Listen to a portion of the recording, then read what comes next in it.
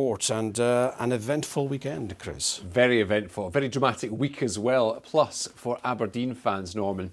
Well, embarrassed and humiliated. That's how Aberdeen chairman Dave Cormack described his feelings after Saturday's 6-0 mauling at Hibs.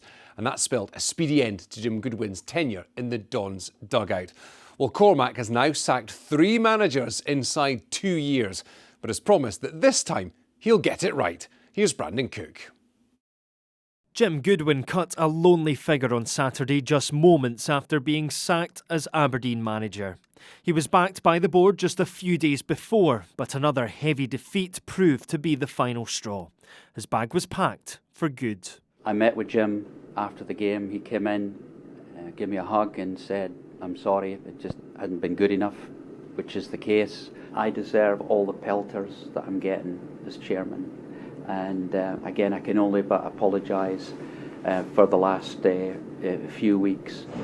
Goodwin was under pressure from the get-go on Saturday. A 5-0 hammering by Hearts the previous week and a humiliating defeat to junior side Darvel had left sections of the support both angry and frustrated. With his job firmly on the line, only a win would do. But within 15 minutes, the Dons were 2 down. And there was simply no response from anyone in red. Slack defending and poor decision-making trickled throughout the game. By full time, it was 6, rounding off a terrible 10 days for those in red. For me, the message to fans is that I take total responsibility. I love the club, I love the city, and I'm determined with the rest of the board to get this right. It's one thing having a vision and a strategy. It's another thing to get the right people to execute on it. And I've got it wrong. Ultimately, the recent dismal results determined Goodwin's fate. But many believe the players must take a lot of the blame. Well, I said after the Darvel game that they should have given him another week because I don't believe for 1 minute Jim was responsible for that. I thought the players were responsible for that. And then we go into the Hibs game. And to get beat like that, and it just confirms what I thought. You can't blame the manager for that, but ultimately he had to go. It's as simple as that. Last night, the club confirmed development coach Barry Robson will manage the team on an interim basis. This is the second time in 12 months that he has had to do this, in what is now a search for the third Aberdeen boss in under 2 years.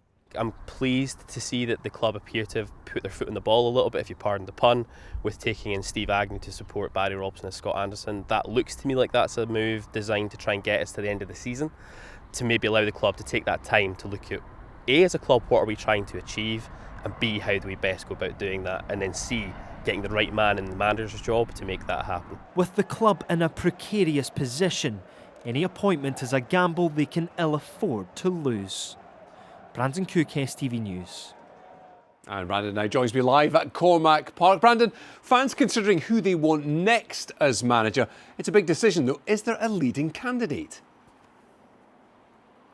No, not yet anyway, Chris. You've got to remember the board here backed Jim Goodwin just a couple of days ago. They wanted to see Jim Goodwin do well and turn it around, but ultimately that result on Saturday against Hibs was too much and he had to go. And most of the fans, if not all, would agree with that. But given that they wanted him to turn things around, they don't appear to have anyone as a front-running candidate as yet. After the game, Don's chairman, Dave Cormack, said that him and his team will take some stock and decide their options. So I suspect this could take some time yet. Of course, as is always in football, there's some potential candidates already being touted.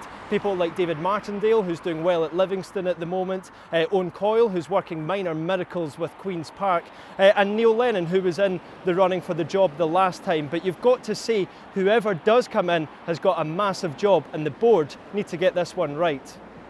So a lack of succession planning perhaps at the moment. That's the long term. What about the here and now?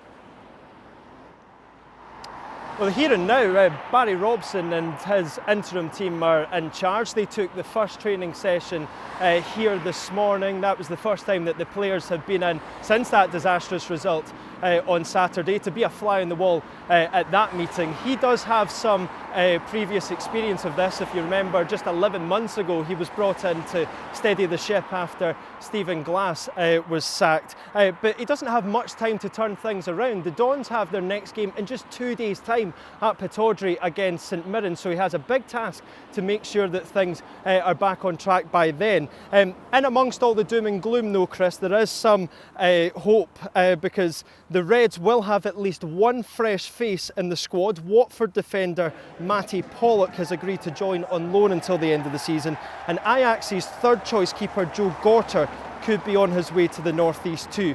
But as I say, in the meantime, the interim management team have a massive task on their hands, and the fans on Wednesday will be demanding a massive response from their club. Thank you, Brandon.